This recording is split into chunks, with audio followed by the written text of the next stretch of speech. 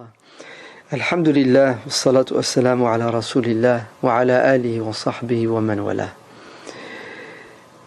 Un jour, en présence du prophète sallallahu alayhi wa sallam, ses compagnons discutèrent et mettèrent en évidence le peu de piété d'une femme qui se contentait des actes obligatoires.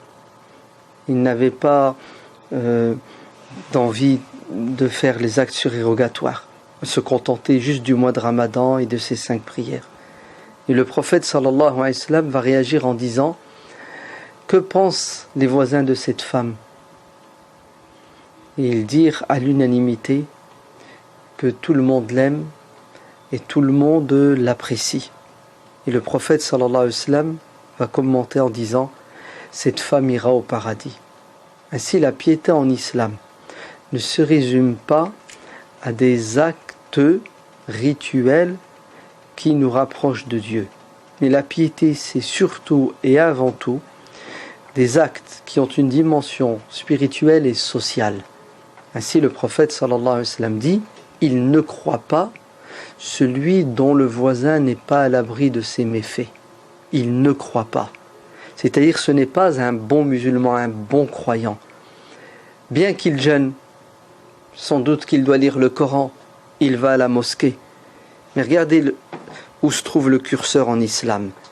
Toutes ces bonnes actions qu'il fait ne lui seront d'aucune utilité le jour de la résurrection, parce qu'elles vont être annulées par les péchés qu'il commet dans la société. Et le péché des péchés dans la société, c'est de faire du mal à son prochain.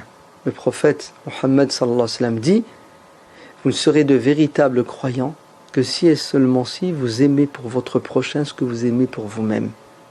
Et dans une autre parole, il dit: le meilleur parmi vous, c'est celui que les gens côtoient car il a un bon comportement. Et le pire parmi vous, c'est celui que les gens évitent à cause de son mauvais comportement. Il faut que le croyant pendant le Ramadan devienne un aimant qui attire les gens, parce que la pratique spirituelle l'élève et peaufine son noble caractère. Le prophète n'a-t-il pas dit, dans une parole authentique: Dieu m'a envoyé pour vous enseigner les nobles caractères. Dans une autre version du hadith: je suis venu pour parachever les nobles caractères. C'est-à-dire, le message de l'islam, c'est d'éduquer les gens pour qu'ils se comportent de la meilleure façon avec leurs prochains. Dieu dit dans le Coran: وَقُولُوا لِلنَّاسِ حُسْنًا, et dites le bien aux gens, faites le bien.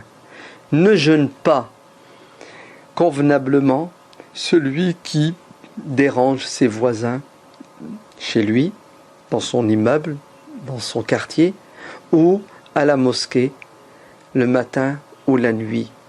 Un bon croyant, c'est celui qui aime faire le bien au prochain et qui craint Dieu, si bien qu'il ne fait pas de mal à son prochain. رمضان أقبل يا أولي الألباب فاستقبلوه بعد طول غياب عام مضى من عمرنا في غفلة فتنبهوا فالعمر ضل سحاب وتهيئوا لتصبر ومشقة فأجور من صبروا بغير حساب الله يجزي الصائمين لأنهم من أجله سخروا بكل صعاب.